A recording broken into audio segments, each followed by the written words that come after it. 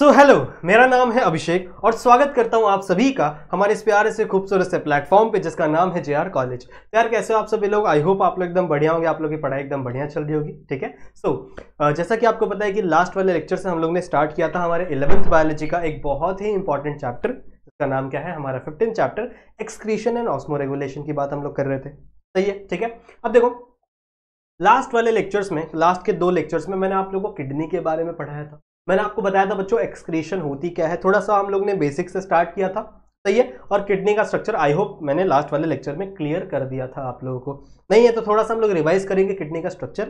सही है। और आज हम लोग बेसिकली इस लेक्चर को फोकस करने वाले हैं नेफ्रॉन के ऊपर। ठीक है। आखिरकार ये नेफ्रॉन होता क्या है, क्या करता है, उन सारी चीजों के ऊपर आज हमारा ये लेक्चर 3 रहने वाला है। सही बात है। इसका स्ट्रक्चर देखेंगे हम लोग।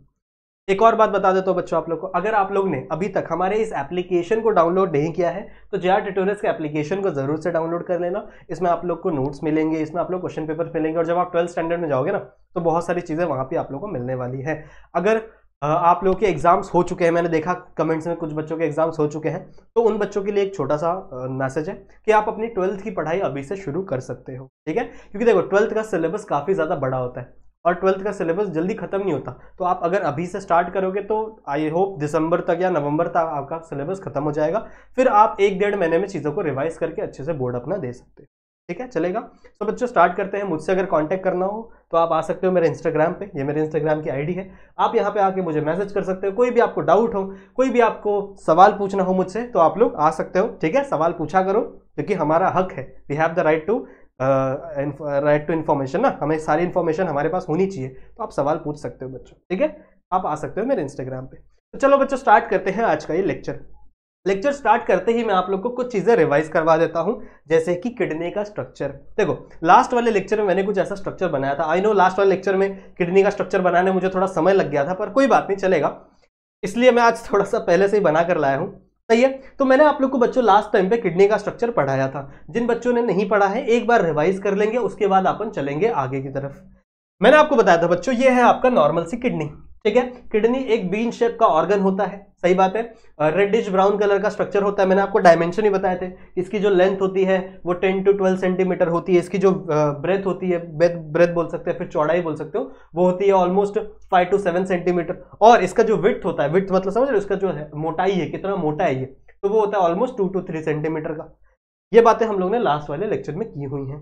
फिर हम लोग ने बात किया था बच्चों कि आपका जो किडनी है वो 2 पार्ट में डिवाइड हुआ है। ठीक है। जो बाहर साइड वाला पार्ट है, इसे हम लोग कह रहे थे कॉर्टेक्स। सही है। इस वाले पार्ट को हम लोग क्या बोल रहे थे बच्चों? कॉर्टेक्स कह रहे थे। और ये जो अंदर वाला पार्ट है, ये अंदर वाले पार्ट को हम लोग मेड्यूला कह रहे थे। ये वाला अंदर वाला पार्ट, इसे हम लोग क्या बोल रहे थे बच्चों? मेड्यूला कह रहे थे। सही बात है। ठीक है। फिर मेड्यूला मार्क नहीं कर रहा हूं क्योंकि यही पूरा मेड्यूला है। अब ये जो मेड्यूला है बच्चों, ये पूरा का पूरा रीजन नहीं है। इस मेड्यूला के अंदर छोटे छोटे पिरामिड बने हुए हैं। इन पिरामिड को हम लोग मेड्यूलरी पिरामिड्स कह रहे थे। ये देखो, these are the medullary pyramid। ये बात है। ठीक है। इसे हम लोग क्या बोल रहे थे? ये आपके मेड्यूलरी पिरामिड्स थे। मैंने आप लोगों को बताया था लास्ट वाले लेक्चर में। सही है। सही है। उसके बाद मैंने आपको एक और चीज बताई थी कि जो आपका कॉर्टेक्स है, ठीक है, ये वाला आपका कॉर्टेक्स है, पर ये कॉर्टेक्स आपके पिरामिड के बीच बीच में भी घुसा हुआ रहता है। जैसे अगर आप देखो, अगर आप थोड़ा सा ध्यान से देखो बच्चों, कलर चूज करने दो एक सेकंड, कौन सा कलर लें? चलो ये लेते हैं। ठीक है। अगर आप ध्यान से देखो बच्चों, तो ये है आपका कॉर्टेक्स पूरा। ठीक है। ये कलर आपको दिख नहीं रहा होगा शायद,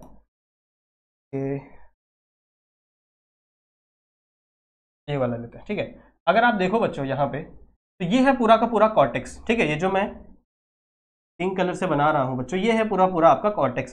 पर ये कॉर्टेक्स सिर्फ यहीं पर नहीं है। ठीक है। जो कॉर्टेक्स है ये सिर्फ यहीं पे नहीं है बच्चों, ये कॉर्टेक्स इसके बीच में भी घुसा हुआ रहता है। यहाँ पे भी घुसा हुआ है, ये कॉर्टेक्स यहाँ पे भी घुसा हुआ है, ये कॉर्टेक्स यहाँ पे भी घुसा हुआ है। समझ रहे हो? तो इन मेडुलरी पिरामिड्स के सेंटर से भी आपका कॉर्टेक्स क्या हुआ है बच्चों? अंदर की तरफ घुसा हुआ है। ये जो कॉर्टेक्स है इसे क्या कहते हैं? इन कॉर्टेक्स को बच्चों ध्यान से सुनेंगे, इन कॉर्टेक्स को हम लोग कहते हैं कॉलम ऑफ बर्टीनी। याद है, बताया था मैंने आप लोग को। इन कॉर्टेक्स को हम लोग कहते हैं बच्चों कॉलम ऑफ बर्टीनी, या फिर इसे हम लोग रीनल कॉलम भी कह सकते हैं। मैंने आपको बताया था, वो भी आप लिख सकते हैं। सही है। ये सारी चीजें मैंने आप लोग को नॉर्मल चीजें बता दी थी। ठीक है। अब और क्या बताया था मैंने आपको? इन इन पिरामिड्स के अंदर ही आपके यूरिन का फॉर्मेशन होगा। जितने भी यूरिन्स है कैसे फॉर्म होते हैं वो हम लोग बात करेंगे आगे के कुछ लेक्चर्स में, पर अभी इतना ध्यान में रखो कि इन ये जो पिरामिड्स वाले स्ट्रक्चर है ना, ये पिरामिड वाला स्ट्रक्चर, इसी के अंदर आपके यूरिन्स का फॉर्मेशन होगा। तो जब यहाँ पे यूरिन का फॉर्मेशन होगा और यहां से यूरिन ऐसे ड्रॉप बाय ड्रॉप गिरेगा, तो इनको पकड़ने के लिए, इनको ले जाने के लिए एक डक्ट की जरूरत पड़ेगी, एक रास्ते की, एक पाइप की जरूरत पड़ेगी। सही है। तो यहां पे देखो व्हाइट कलर के आप लोगों को दिख रहे होंगे छोटे छोटे ट्यूब्स प्रेजेंट होते हैं हर पिरामिड पे। हर पिरामिड में ऐसे छोटे छोटे ट्यूब्स लगे हुए रहते हैं जो क्या करते हैं, जितने भी यूरिन का प्रोडक्शन हो रहा है आपके पिरामिड्स में उसको कलेक्ट करते हैं। इन छोटे छोटे पिरामिड्स को हम लोग कहते हैं बच्चों माइनर कैलिक्स। ठीक है, इन्हें हम लोग क्या बोलते हैं बच्चों, माइनर कैलिक्स। माइनर मतलब छोटे। सही बात है। उसके बाद मैंने आपको बताया था बच्चों, ये माइनर कैलिक्स, कुछ माइनर कैलिक्स ऐसे जुड़ जुड़कर, कुछ माइनर कैलिक्स ऐसे जुड़ जुड़कर एक बड़ा सा कैलिक्स बना, मतलब एक बड़ी सी पाइप बना लेती है। तो छोटे छोटे पाइप जुड़कर एक बड़ा पाइप बना लेते हैं। सिमिलरली यहां पे भी देखो, ये भी आगे चल के ऐसे जुड़ जुड़कर ऐसे एक बड़ा सा पाइप बना लेगा, दिख रहा है। तो ये एक बड़ा वाला पाइप हो गया, मतलब बड़ा वाला ट्यूब्यूल होगा, पाइप। समझ रहे हो ना, समझ रहे हो। ये छोटे छोटे पाइप थे, छोटे छोटे ट्यूब्यूल थे। छोटे ट्यूब्यूल्स जो क्या कर रहे हैं, आपकी यूरिन के प्रोडक्शन जो भी हो रहा है उसको पकड़ रहे हैं सबसे पहली बार।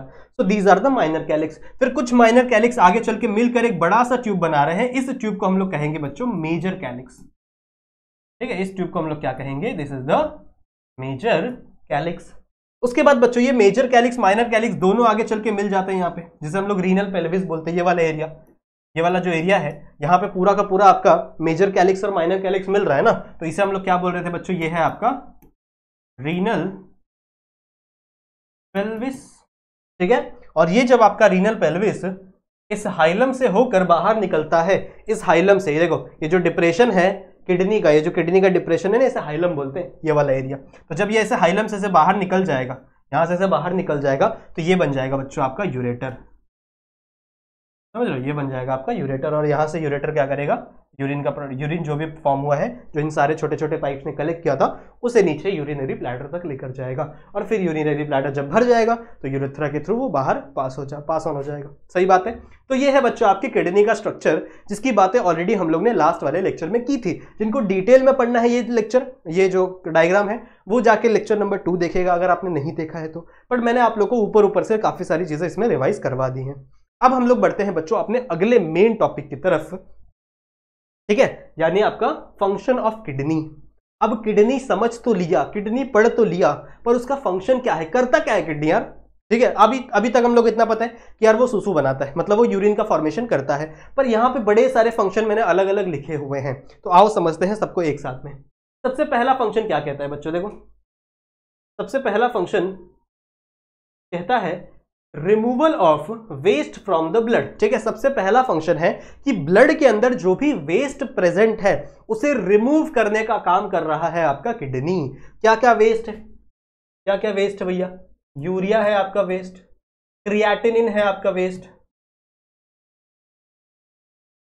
सही है ना, क्रिएटिनिन है आपका वेस्ट। तो ये बातें हम लोग ने पहले भी की हुई हैं। सही है, कि हमारे ब्लड में यूरिया पाया जाता है, क्रिएटिनिन पाया जाता है, और ये हमारे बॉडी के लिए वेस्ट है। सही है, जो भी वेस्ट अगर वो आप बॉडी के अंदर रखोगे तो पॉइजन का काम करेगा ना वो आपके बॉडी के लिए, इसीलिए उसे हमारे बॉडी से बाहर निकालना पड़ेगा। सही है, तो हमारे बॉडी के वेस्ट को बाहर निकालने के लिए आपका किडनी हेल्प करेगा। तो सबसे पहला फंक्शन क्या हो गया, सबसे पहला फंक्शन है बच्चों रिमूवल ऑफ वेस्ट।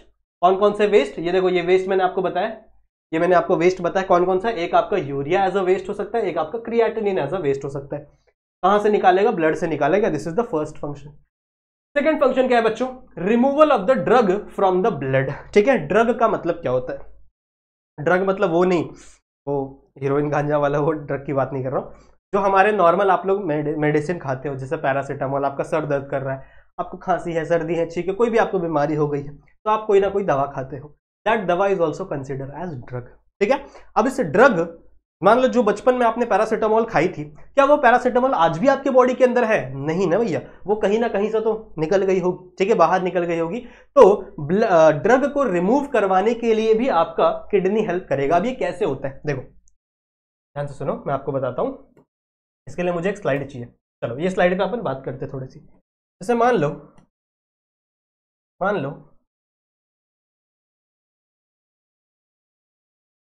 ये वो पर्सन है बच्चों, ठीक है,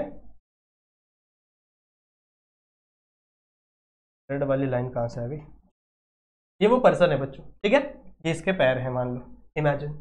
अब यहां पे इस पर्सन के बॉडी में यहां पर प्रेजेंट है इसका लिवर, ठीक है, यहां पे प्रेजेंट है इसका लिवर, लिवर के जस्ट नीचे यहां पे प्रेजेंट है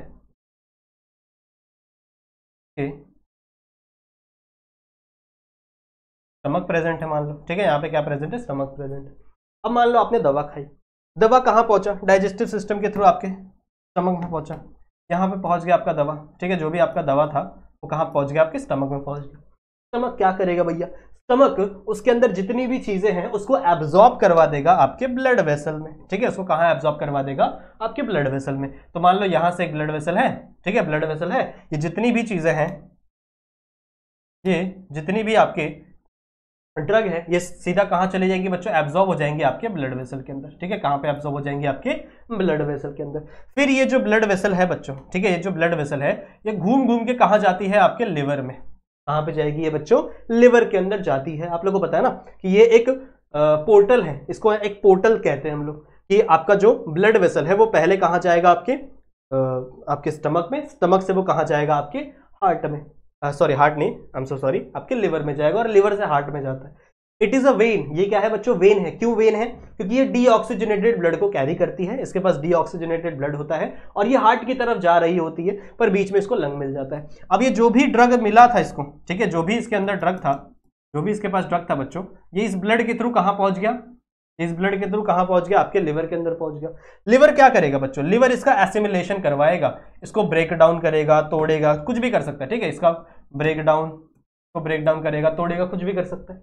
अब यहां से दो तरीके हैं, या तो लिवर क्या करे कि इस ड्रग को एज अ बाइल बना दे, आपका जो लिवर है वो बाइल जूस बना सिक्रीट करता है ना, तो वो बाइल बना के वापस स्टमक में डाल दे, जिससे वो एक्सक्रीट हो जाएगा, या फिर ये वापस आगे चला जाता है बच्चों ब्लड में, इसको वापस रिलीज कर दिया जाता है ब्लड के अंदर। यहां से जो ब्लड निकला इसके अंदर ही आपका ड्रग प्रेजेंट है।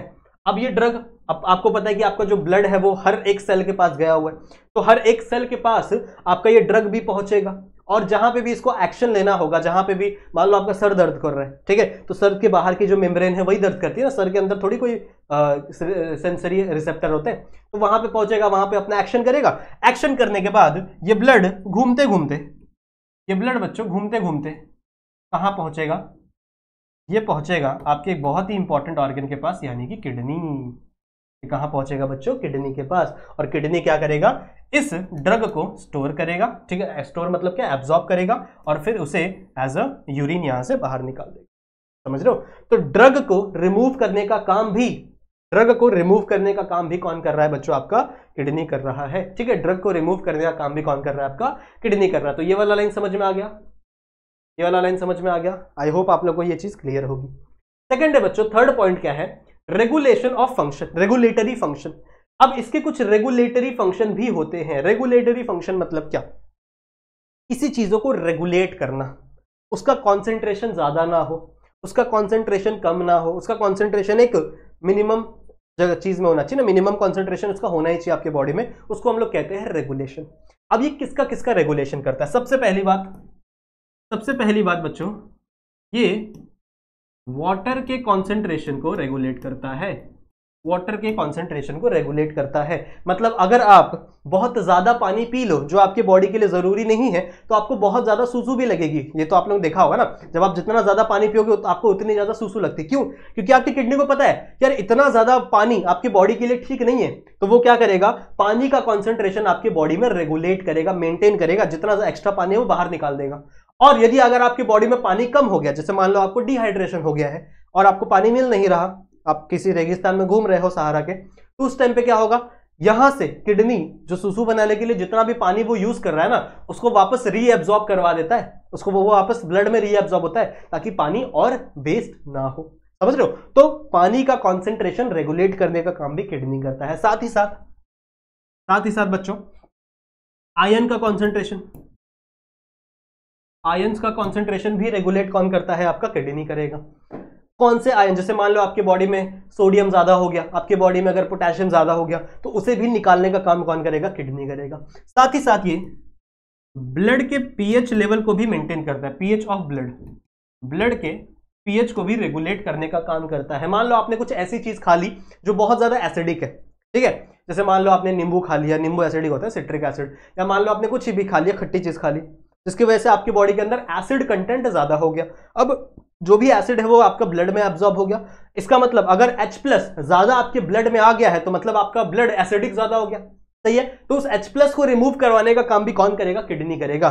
ब्लड का पीएच कितना होता है? ऑलमोस्ट 7.4 होता है ना, स्लाइटली हम लोग कहते हैं न्यूट्रल होता है ना आपका जो ब्लड है, तो 7.4 7.3 कुछ इसका ये होता है, पीएच होता है आपके ब्लड का, ठीक है। सो इसको मेंटेन करने का काम भी, इसको रेगुलेट करने का काम भी आपकी किडनी का ही है। तो थर्ड फंक्शन भी समझ गया, regulatory function. And the last function is बच्चों एंडोक्राइन एक्टिविटी। अब ये एंडोक्राइन एक्टिविटी क्या है? देखो, एंडोक्राइन ग्लैंड्स होते हैं, सुना होगा ना आप लोगों ने, एंडोक्राइन ग्लैंड्स जो कुछ हार्मोन्स को रिलीज करते हैं। तो आपका किडनी भी हार्मोन रिलीज करता है बच्चों, आपका किडनी भी कुछ हार्मोन रिलीज करता है। जैसे कि एग्जांपल देता हूं मैं आप लोग को, एग्जांपल ले लो,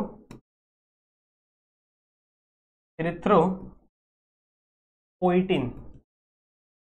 इरिथ्रोपोइटिन नाम का एक हार्मोन है जो रिलीज करता है कौन? आपका किडनी। अब इरिथ्रोपोइटिन क्या करता है? आपके ब्लड में जितने भी सेल्स हैं, आरबीसी, डब्ल्यूबीसी, उन सबको बनाने का काम, मैच्योर करने का काम किसका है? इरिथ्रोपोइटिन का। जब आप 12th स्टैंडर्ड में आओगे ना तो ये सब सीखोगे आप, समझ रहे हो। तो इतने ज्यादा फंक्शन है बच्चों आपकी किडनी के। इसका स्क्रीनशॉट जरूर से लेंगे आप लोग, ठीक है। इसका स्क्रीनशॉट जरूर से आपके फोन में होना ही चाहिए, या फिर अपने बुक में आप जरूर से लिखोगे इन सारी चीजों को।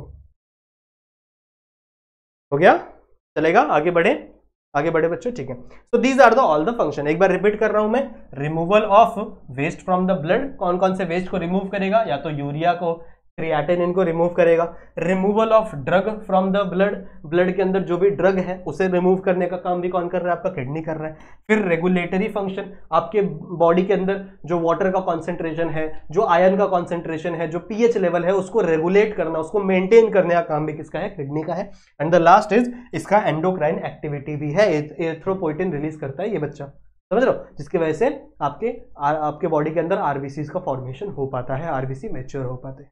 So these are all the function of your kidney. चलेगा? अब हम लोग बढ़ते हैं बच्चों अपने मेन टॉपिक की तरफ, दैट इज नेफ्रॉन की तरफ। नेफ्रॉन बहुत सारे बच्चों को डाउट होता है, टेंशन मत लो, इस लेक्चर को ध्यान से देखो, अभी इसके बाद से सब डाउट आपके क्लियर हो जाएंगे। नेफ्रॉन की बात करें तो नेफ्रॉन, आई कैन से nephron it is a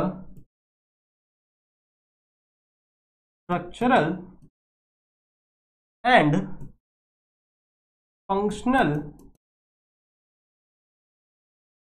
unit of kidney. क्या मतलब है इसका? इसका क्या मतलब है? देखो, ऐसा तो नहीं है कि आपकी किडनी पूरी की पूरी किडनी जो है उसके अंदर कोई पाइप लगी हुई है और वो वहां से यूरिन का फॉर्मेशन करती है, ऐसा नहीं है। किडनी के अंदर बहुत ही छोटे छोटे पार्टिकल हैं, पार्टिकल तो नहीं, बहुत ही छोटे छोटे सेल हैं बच्चों, ठीक है, बहुत ही छोटे छोटे एक सेल के टाइप है। This cell are known as nephron. जैसे हमारी पूरी बॉडी सेल से बनी हुई है, अब हमारी पूरी बॉडी पूरा काम करती है ना, हर एक सेल अपना अपना काम करता है, तभी हमारी पूरी बॉडी प्रॉपर फंक्शनिंग करती है ना। ऐसे ही आपकी किडनी के अंदर कई सारे नेफ्रॉन हैं जो क्या कर रहे हैं? उसका स्ट्रक्चर भी बना रहे हैं। किडनी का जो स्ट्रक्चर है वो भी नेफ्रॉन की वजह से बन रहा है, और किडनी का जो फंक्शन है वो भी नेफ्रॉन की वजह से ही पॉसिबल हो पा रहा है। So I can say it is a, यानी आपका nephron it is a structural and functional unit of kidney. समझ रहे हो? कितने नेफ्रॉन होते हैं आपको पता होना जरूरी है। कितने नेफ्रॉन होते हैं भैया? 10,000, 2,000, 4,000, कितने लगते हैं आपको? कितने होते होंगे? बताओ, सोचो। एक किडनी में बच्चों 1 मिलियन नेफ्रॉन होते हैं, 1 मिलियन नेफ्रॉन पर किडनी। समझ रहे हो? मतलब नेफ्रॉन के मामले में आप भी मिलियनियर हो। पर किडनी की बात हो रही है, आपके पास तो 2 किडनी होगी ना, अगर आपके पास आईफोन नहीं होगा तो आपके पास 2 किडनी होगी, सही है। और एक किडनी में 1 मिलियन है तो 2 किडनी में 2 मिलियन। जिसको मिलियन नहीं समझ में आता उसको बता दूं, 10 लाख, ठीक है, 10 लाख नेफ्रॉन पर किडनी। ये क्वांटिटी है आपके नेफ्रॉन की, आपके हर एक किडनी के अंदर। अब बात करते हैं बच्चों नेफ्रॉन बना कैसा है, बना किस चीज का है, कैसा दिखता है नेफ्रॉन, उसकी थोड़ी सी हम लोग बात करेंगे। चलो आ जाओ बात करते हैं, पार्ट्स ऑफ द नेफ्रॉन की बात करते हैं। नेफ्रॉन के 2 पार्ट हैं। सबसे पहला है बच्चों ग्लोमेरुलस, ठीक है, सबसे पहला पार्ट है सबसे पहला पार्ट है बच्चों ग्लोमेरुलस और दूसरा पार्ट है इसका रीनल ट्यूब्यूल। सही है, तो सबसे पहले हम लोग बात करते हैं बच्चों रीनल ट्यूब्यूल की। ठीक है, ग्लोमेरुलस को 2 मिनट के लिए साइड में रखो। पहले हम लोग समझते हैं रीनल ट्यूब्यूल की कि आखिरकार रीनल ट्यूब्यूल क्या होता है और इसके अंदर कौन कौन से पार्ट है। आ जाओ देखो, सबसे पहले बच्चों एक ऐसा ऑर्गन रखा हुआ है, देखो एक कुछ इस तरीके का ऑर्गन रखा हुआ है।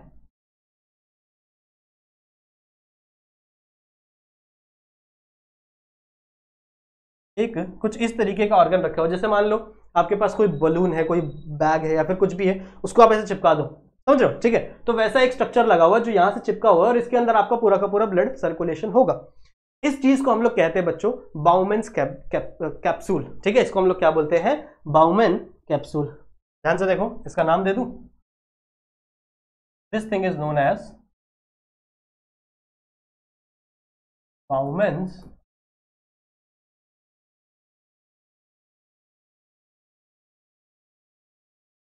कैप्सूल।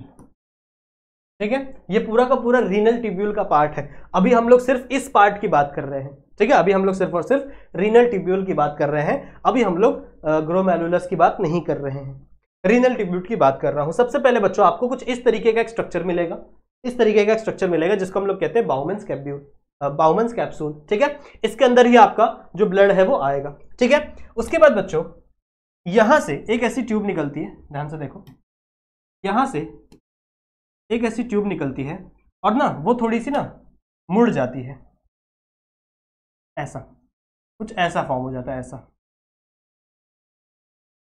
कुछ इस तरीके की आपकी ट्यूब मुड़ गई है। सही है, फिर ये ट्यूब यहां से ऐसे पतली सी हो जाती है, पतली सी होगी और ये नीचे की तरफ आएगी ऐसे। सही है, यहां पे ऐसे मुड़ेगी और यहां पे ऐसे ब्रॉड हो जाती है, ये समझ रहे हो, यहां पे क्या हो जाएगी ऐसे ब्रॉड, और फिर यहां से एक और टेंशन यहां पे आएगा। समझ रहे हो क्या बनाया मैंने, समझ रहे हो मैंने क्या बोला बच्चों। सबसे पहले एक कैप्सूल रखा हुआ है इसके ऊपर, इस कैप्सूल को हम लोग कह रहे हैं बाउमेन्स कैप्सूल। ठीक है, इसको हम लोग क्या बोल रहे हैं बच्चों, बाउमेन्स कैप्सूल। होगा कोई साइंटिस्ट, हमें क्या करना है, कोई साइंटिस्ट होगा, ठीक है, जिसने अपना नाम रखा होगा इसके ऊपर। फिर मैंने क्या बोला बच्चों, ये ट्यूब्यूल बाउमेन्स कैप्सूल से नीचे आई और ऐसे मुड़ गई। ठीक है, क्या हो गया इसमें, ऐसे मुड़ आ गए, टर्न्स आ गए। इसको हम लोग अंग्रेजी में कॉन्वोलेटेड कहते हैं, अंग्रेजी में इसको हम लोग कॉन्वोलेटेड कहते हैं। सही है, फिर ये ट्यूब्यूल ऐसे नीचे आई, पतली सी ट्यूब्यूल थी, ऐसे नीचे नीचे नीचे नीचे नीचे आई, फिर ऐसे एक राउंड मारी। ठीक है, ऐसे लूप बनाया, एक ऐसा राउंड मारा और फिर यहां से थोड़ी थिक हो जाती है, थोड़ी ब्रॉड हो जाती है, मोटी हो जाती है। समझ में आई बात। ठीक है, फिर यहां से ये ट्यूब्यूल वापस ऊपर गई है, ये ट्यूब्यूल ऐसे वापस ऊपर गई है बच्चों, और वापस से ऐसे कॉन्वोलेटेड हो जाती है, वापस से ऐसे मतलब वापस से आगे चले क्या हो जाती है, वो मुड़ जाती है। देख रहे हो। ठीक है, आई होप आप लोग को ये स्ट्रक्चर समझ में आया है कैसे मैंने बनाया है। अब इसके नाम की बात करते हैं बच्चों। दो चीजें होती हैं, एक होता है प्रॉक्सिमल और एक चीज होती है डिस्टल। ठीक है, ये बायोलॉजी में आप लोग ने ये वर्ड सुना होगा काफी बार, अगर आप लोग बायोलॉजी अच्छे से पढ़ते हो तो। प्रॉक्सिमल का मतलब क्या होता है, जो चीजें बच्चों आपके पास होती है, जैसे मान लो मैं इस हाथ का एग्जांपल ले रहा हूं या फिर मान लो मैं इस पेन का एग्जांपल ले रहा हूं, ये पेन ऐसे पड़ा हुआ है। ठीक है, अब मेरा जो शोल्डर है वो मेरे फेस के पास में है। ठीक है, तो मैं कहूंगा कि मेरा जो शोल्डर है ना बच्चों वो प्रॉक्सिमल है। प्रॉक्सिमल मतलब क्या है, वो मेरे बॉडी से पास है। और ये जो पेन है ये मेरे बॉडी से दूर है, ये जो पेन है ये मेरे बॉडी से क्या है बच्चों, दूर है। तो इसको मैं बोलूंगा कि ये बच्चों मेरे, ये जो क्या है ये डिस्टल है। डिस्टल मतलब क्या हो गया बच्चों, ये दूर है। सही है, याद रखो एकदम सिंपल है, पी से पास, पी से प्रॉक्सिमल, डी से दूर, डी से डिस्टल, ऐसे याद रख लो, बड़ा ही सिंपल सा तरीका है याद रखने का। सही है, तो ये जो शोल्डर है ये मेरे बॉडी के पास है, तो मैं कहूंगा it is a distal position, ये डिस्टल पोजीशन है। और वो जो पेन है वो मेरे बॉडी से दूर है, या फिर मान लो ये फिंगर्स मेरे बॉडी से दूर है, तो फिंगर्स कहां पे है, डिस्टल पोजीशन पे है। सॉरी, उल्टा बोल दिया मैंने, शायद उल्टा बोल दिया, वापस देख लो। जो मेरा शोल्डर है ये मेरे बॉडी से पास है, तो ये प्रॉक्सिमल पोजीशन, और मेरे फिंगर जो है वो मेरे बॉडी से दूर है, तो वो डिस्टल पोजीशन। दो ऐसे वर्ड होते हैं। अब यहां पे अगर आप देखो बच्चों, तो ये एक मुड़ी हुई ट्यूब्यूल है और एक ये मुड़ी हुई ट्यूब्यूल है। सही है, मुड़ी हुई ट्यूब्यूल को हम लोग, मतलब मुड़ी हुई चीजों को हम लोग अंग्रेजी में कॉन्वोलेटेड कहते हैं, कॉन्वोलेटेड। सही है, तो कहना इससे ये वाला जो ट्यूब्यूल है ये आपके बाउमेन्स कैप्सूल के पास है, ये वाला जो ट्यूब्यूल है ये आपके बाउमेन कैप्सूल के पास है। तो ये जो कॉन्वोलेटेड ट्यूब्यूल है इसको मैं अपना प्रॉक्सिमल कॉन्वोलेटेड ट्यूब्यूल कह सकता हूं। ध्यान से सुनो, मैंने क्या बोला बच्चों? प्रॉक्सिमल मतलब जो पास है और डिस्टल मतलब जो दूर है। सही है, जैसा मैंने तुम लोग एग्जांपल दिया, शोल्डर मेरे बॉडी के प्रॉक्सिमल है और ये फिंगर मेरे बॉडी से डिस्टल है, मतलब ये डिस्टल दूर है। डी से डिस्टल, डी से दूर, पी से पास, पी से प्रॉक्सिमल, ऐसे याद रख लो। सही है। अब अगर मैं इस ट्यूब्यूल की बात करूं, ये वाला जो ट्यूब है, जो मुड़ा हुआ ट्यूब है, ये आपके बाउमन्स कैप्सूल के पास है, तो ये हो गया प्रॉक्सिमल। और अगर इस ट्यूब्यूल की, इस मुड़ी हुई ट्यूब्यूल की बात कर रहे हो बच्चों, तो ये दूर है। ये कहां पे है? दूर है। और मुड़ी हुई ट्यूब्यूल को अंग्रेजी में कॉन्वोलेटेड कहते हैं। तो इसीलिए बच्चों इसका नाम पड़ा है, अब पेन का साइज कम कर दो, प्रॉक्सिमल का नाम क्या पड़ा है बच्चों? Proximal convoluted tubule. सही है, इसको हम लोग क्या बोलते हैं? प्रॉक्सिमल, क्योंकि ये पास है, कॉन्वोलेटेड क्योंकि ये मुड़ा हुआ है, और ये ट्यूब है, that's why it is a tubule. और इसे शॉर्ट फॉर्म में हम लोग पीसीटी भी कहते हैं। सही है, इसे हम शॉर्ट फॉर्म में हम लोग क्या बोलते हैं बच्चों? पीसीटी। पीसीटी मतलब क्या? Proximal convoluted tubule. तो अब इस ट्यूब्यूल का नाम क्या हो जाएगा? ये दूर है, तो इसको हम लोग कह सकते हैं it is distal convoluted tubule. ठीक है, ये क्या है बच्चों? ये डिस्टल कॉन्वोलेटेड है, तो मैं इसे प्यार से शॉर्ट फॉर्म में पीसीटी भी बुला सकता हूं। मानते हो कि नहीं? ठीक है, तो ये हो गया मेरा पीसीटी, ये हो गया मेरा डीसीटी। कौन सा? ये वाला जो मुड़ा हुआ ट्यूब्यूल है। इसमें भी कौन सा? ये वाला जो मुड़ा हुआ ट्यूब्यूल है। अब ये जो आप लूप देख रहे हो बच्चों, इसे हम लोग बोलते हैं हेनलेज लूप या फिर लूप ऑफ हेनले। ठीक है, दोनों आप कह सकते हो। इसे हम लोग कहते हैं लूप ऑफ हेनलेज। ठीक है, या फिर इसे आप इसे हेनलेज लूप भी कह सकते हो। ये जो पूरा लूप है, समझ रहे हो, ये आपका पूरा का पूरा क्या है? Loop of Henle. क्लियर है?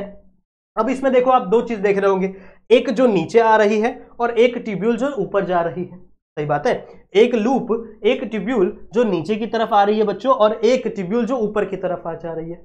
तो जो नीचे जाती है, जो नीचे की तरफ जाती है, उसे हम लोग डिसेंडिंग कहते हैं। जो ऊपर की तरफ जाती है उसे हम लोग असेंडिंग कहते हैं। तो ये हो जाएगा आपका डिसेंडिंग लिम्ब, ये हो जाएगा आपका असेंडिंग लिम्ब।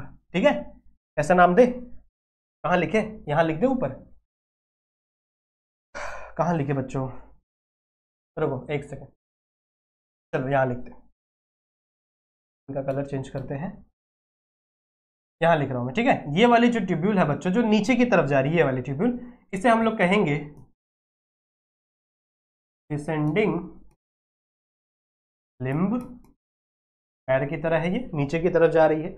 और ये वाली ट्यूब्यूल है जो ऊपर की तरफ जा रही है, इसे हम लोग कहेंगे असेंडिंग लिम्ब। यहां तक समझ में आया आप लोग को? यहां तक मुझे बताओ, मतलब कमेंट करके जरूर बताना बच्चों, क्या आपको यहां तक चीजें समझ में आई हैं? आई होप आप लोगों को इतनी चीजें क्लियर होंगी बच्चों। क्या बोला मैंने बच्चों? कि एक आपका एक छोटा सा स्ट्रक्चर है जहां पे आपका पूरा का पूरा ब्लड रिसीव होगा। यहीं पे आपका ब्लड रिसीव होगा, तो आपका ब्लड है ना, जिसको प्यूरिफाई किया जाएगा, आपका यहीं पे रिसीव होगा। सही है, तो यहां पे क्या होगा? आपका ब्लड रिसीव होगा। इस एरिया को हम लोग क्या बोलते हैं बच्चों? बाउमन्स कैप्सूल। ठीक है, फिर बाउमन्स कैप्सूल से ट्यूब निकली, कॉन्वोलेटेड हो गई, मुड़ गई, फिर ऐसे नीचे गई, फिर ऊपर गई, थोड़ी सी ब्रॉड होकर फिर कॉन्वोलेटेड हो गई और फिर यहां पे आ गई। सही है, मैंने क्या बोला? जो पास में कॉन्वोलेटेड वाली ट्यूब्यूल है उसे प्रॉक्सिमल कॉन्वोलेटेड ट्यूब्यूल यानी पीसीटी।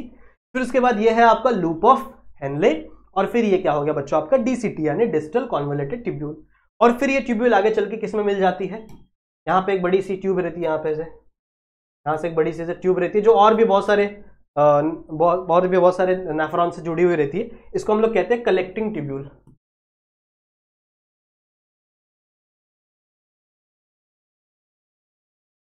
कलेक्टिंग ट्यूब्यूल मतलब ये क्या कर रही है? आपका यूरिन का फॉर्मेशन, यूरिन का जो भी फॉर्मेशन हो रहा है उसे कलेक्ट कर रही है। तो आपका यूरिन यहाँ पे बनेगा, यहाँ पे एक्सट्रैक्ट होगा, फिर वो धीरे धीरे धीरे धीरे ऐसे ऐसे यहाँ से पास होके यहाँ पे पहुंच जाएगा। समझ रहे हो? यहाँ पे आपका यूरिन पहुंच जाएगा इस वाले जगह पे। क्लियर है? समझ में आ गया? ये जो पूरा का पूरा पार्ट है बच्चों, ये पूरा का पूरा पार्ट है आपकी रीनल ट्यूब्यूल का। ठीक है, ये कहलाता है आपका रीनल ट्यूब्यूल। तो रीनल ट्यूब्यूल में क्या क्या आ गया? रीनल ट्यूब्यूल में तो इधर कर दो, हाँ चलो, अगर मैं बात करूं बच्चों रीनल ट्यूब्यूल में क्या क्या आ गया, तो सबसे पहले आ गया आपका बाउमन्स कैप्सूल, सही बात है, ठीक है। फिर दूसरा आ गया आपका पीसीटी, फिर उसके बाद आया आपका लूप ऑफ हेनले, और लास्ट में आ गया बच्चों आपका टीसीटी। समझ रहे हो? तो ये पूरा का पूरा पार्ट है बच्चों आपके रीनल ट्यूब्यूल का। ये जो मैंने अभी तक पूरा का पूरा पार्ट बनाया है, ये पूरा पार्ट क्या कहलाता है आपका रीनल ट्यूब्यूल। अब इसी में एक चीज और मुझे आपको दिखानी है, दैट इज ग्लोमेरुलस। ग्लोमेरुलस क्या होता है वो भी मुझे बताना है, क्योंकि वो भी आपके नेफ्रॉन का ही पार्ट है, ठीक है, वो भी आपके नेफ्रॉन का ही पार्ट है। सही है, लेक्चर ऑलरेडी थोड़ा बड़ा हो गया है बच्चों, तो अपन ग्लोमेरुलस को अगले लेक्चर में करेंगे। सही है, अगला लेक्चर आप लोग जरूर से देखना, क्योंकि वहां पे मैं ग्लोमेरुलस क्या होता है, कैसे बनता है, वो सारी चीजें डिटेल में बताने वाला हूं। सही है, सही बच्चों, आई होप आप लोग को ये जो वीडियो है ये पसंद आई होगी, बहुत ज्यादा इन्फॉर्मेटिव लगा होगा। सही है, वीडियो को लाइक जरूर से कर देना, चैनल पर नए हो तो सब्सक्राइब जरूर से करके जाना, इस वीडियो को जितना हो सके अपने दोस्तों तक शेयर करना, ठीक है। मैं मिलता हूं आप लोगों से अगली वीडियो में, अगले लेक्चर में, तब तक के लिए कीप स्टडीइंग।